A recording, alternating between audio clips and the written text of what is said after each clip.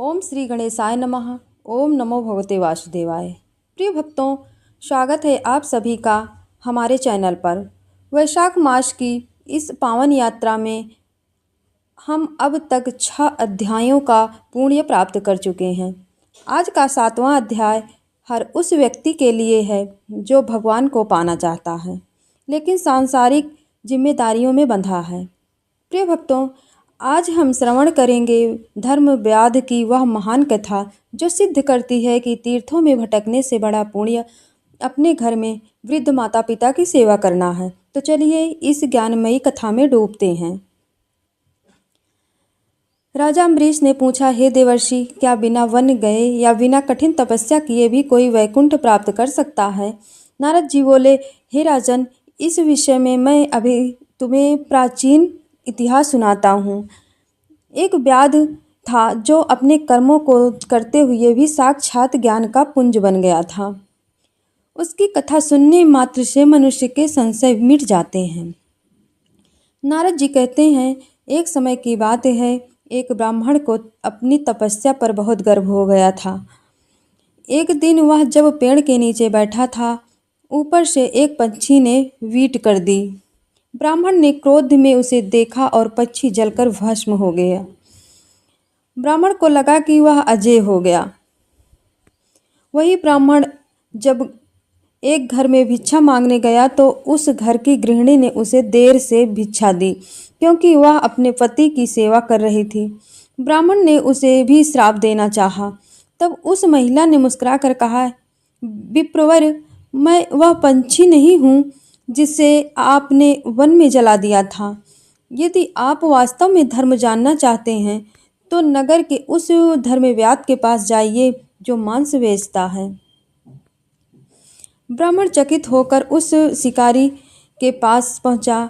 उसने देखा कि वह व्याध अपनी जीविका चला रहा है लेकिन उसका मन पूरी तरह शांत है। व्याध ने ब्राह्मण को देखते ही कहा, क्या उस गृहिणी ने आपको यहाँ भेजा है? ब्राह्मण हैरान रह गया कि इसे कैसे पता चला। अब धर्मव्यास उसे अपने घर ले गया। ब्राह्मण ने देखा कि व्याध ने पहले अपने वृद्ध और अंधे माता पिता को स्नान कराया, उन्हें भोजन कराया और उनके सोने के बाद ही ब्राह्मण से बात की। व्याध ने कहा, ब्राह्मण देव, माता पिता की सेवा ही मेरा तीर्थ है। यही मेरा वैशाख स्नान है और यही मेरी पूजा है। इसी सेवा से मुझे वह दिव्य दृष्टि मिली है जो बड़े बड़े ऋषियों को नहीं मिलती है। तो प्रिय भक्तों, अध्याय 7 हमें सिखाता है कि वैशाख मास में दान पुण्य के साथ साथ अपने घर के जीवित देवताओं यानी माता पिता का सम्मान करना सबसे अनिवार्य है। नारद जी कहते हैं कि जो इस कथा को सुनता है उसके भीतर का अहंकार नष्ट हो जाता है और उसे भगवान की अनन्य भक्ति प्राप्त होती है। प्रिय भक्तों, आशा है कि धर्मव्यास की यह कथा आपके जीवन में सेवा का भाव जगाएगी। फिर ब्राह्मण ने चकित होकर पूछा, हे धर्मव्यास, तुम एक शिकारी हो, तुम्हारा कर्म हिंसक प्रतीत होता है, फिर भी तुम्हारे मुख पर ब्रह्मा जैसा तेज कैसे है? तब धर्मव्याध ने मुस्कुरा कर कहा, हे विप्रवर, मनुष्य का जन्म उसके पूर्व कर्मों के अधीन है किंतु उसका आचरण उसके वश में है। मैं हिंसा के भाव से जीव हत्या नहीं करता बल्कि यह मेरा पैतृक कुल धर्म है जिसे मैं निष्काम भाव से करता हूँ। असली हिंसा वह नहीं जो शरीर से हो, असली हिंसा वह है जो मन में क्रोध और अहंकार के रूप में पलती है। आपने उस पक्षी को क्रोध में जलाया, वह भी हिंसा था। धर्मव्यास ने आगे ज्ञान दिया कि हे ब्राह्मण, वैशाख का महीना हमें अपनी इंद्रियों को वश में करना सिखाता है। जैसे गर्मी में प्यास लगने पर हम जल खोजते हैं, वैसे ही संसार की तपन में हमें ईश्वर की भक्ति खोजनी चाहिए। जो व्यक्ति माता पिता की सेवा को ही गया, काशी और पुष्कर मान लेता है, उसे वैशाख के स्नान का फल घर बैठे ही प्राप्त हो जाता है। व्याध ने कहा, सत्य बोलना, क्षमा करना और किसी का दिल ना दुखाना ही सबसे उत्तम तीर्थ है। जो मनुष्य वैशाख में अपनी वाणी पर संयम रखता है वही वास्तव में माधव का प्रिय भक्त होता है। नारद जी कहते हैं, हे अम्बरीश, व्याध के मुख से इतना सूक्ष्म ज्ञान सुनकर ब्राह्मण का सारा अहंकार चूर चूर हो गया। उसे समझ आ गया कि केवल जटा बढ़ा लेने से या तपस्या करने से कोई महान नहीं होता। उसने व्याध से क्षमा मांगी और संकल्प लिया कि वह भी अपने माता पिता की सेवा और निष्काम भक्ति करेगा। धर्मव्यास ने अंत में उसे आशीर्वाद दिया और कहा, जाइए विप्रवर, वैशाख के इस पवित्र मास में अपने भीतर के अहंकार का तर्पण कर दीजिए, आपके सारे मनोरथ सिद्ध होंगे। प्रिय भक्तों, स्कंद पुराण का यह 7वां अध्याय हमें यह महान संदेश देता है कि सेवा ही परमो धर्मः। यदि आप वैशाख में बड़े दान नहीं कर सकते तो कम से कम अपने घर के बड़ों की सेवा करें।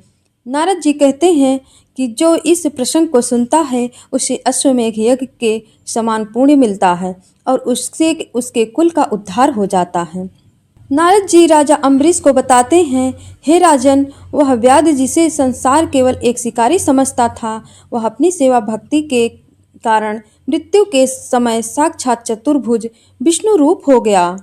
यमराज के दूत उसके पास आने का साहस नहीं कर सके, बल्कि स्वयं भगवान विष्णु के दूत करुणवाहन लेकर उसे लेने आए। आकाश में खड़े देवता स्तुति करने लगे, धन्य है यह वैशाख मास और धन्य है यह सेवा भाव, जिसने एक मांस बेचने वाले को भी ऋषियों से ऊंचा स्थान दिला दिया। व्याध ने अपने माता पिता के चरणों की धूल माथे पर लगाई और दिव्य लोक की ओर प्रस्थान किया। तो प्रिय भक्तों, उस व्याध के उपदेश का ब्राह्मण पर ऐसा गहरा प्रभाव पड़ा कि उसने अपना शेष जीवन परोपकार और सेवा में लगा दिया। उसे यह समझ आ गया कि ज्ञान किताबों में नहीं बल्कि आचरण में होता है। वैशाख मास में उसने अन्न दान, जल दान और छाता दान का व्रत लिया और अंत में परम पद को प्राप्त किया। नारद जी कहते हैं, हे अम्बरीश, वैशाख में जो व्यक्ति इस ब्राह्मण व्याध संवाद को पढ़ता या सुनता है उसके जीवन की समस्त बाधाएं दूर हो जाती है।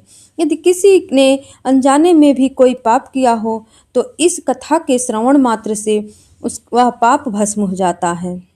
मेरे प्रिय भक्तों, अध्याय 7 का सार यही है, तीर्थ जाने की शक्ति ना हो, दान देने के लिए धन ना हो तो दुखी मत होइएगा। अपने वृद्ध माता पिता के चेहरे पर एक मुस्कान ले आना, उन्हें समय देना और उनकी सेवा करना, यही वैशाख का सबसे बड़ा महायज्ञ है। भगवान माधव मंदिर से पहले आपके माता पिता के आशीर्वाद में मिलते हैं। प्रिय भक्तों, जय माता दी परिवार के साथ आज की यह दिव्य यात्रा यहीं विश्राम लेती है। उम्मीद है धर्मव्याध की यह कथा आपके जीवन में भक्ति का एक नया दीप जलाएगी। तो भक्तों, भक्ति का यह कारवां अब अगले पड़ाव की ओर बढ़ेगा। अगले वीडियो में हम प्रवेश करेंगे 8वें अध्याय में, जहां हम जानेंगे अक्षय तृतीया का वह अद्भुत रहस्य और स्वर्ण दान की वह महिमा जो आपके घर को समृद्धि से भर देगी। वह कथा जीवन में ऐश्वर्य लाने वाली होगी। इस वीडियो को शेयर करके पुण्य कमाएं, चैनल को सब्सक्राइब करें और कमेंट में श्रद्धा से लिखें, जय श्री हरि, ओम नमो नारायण।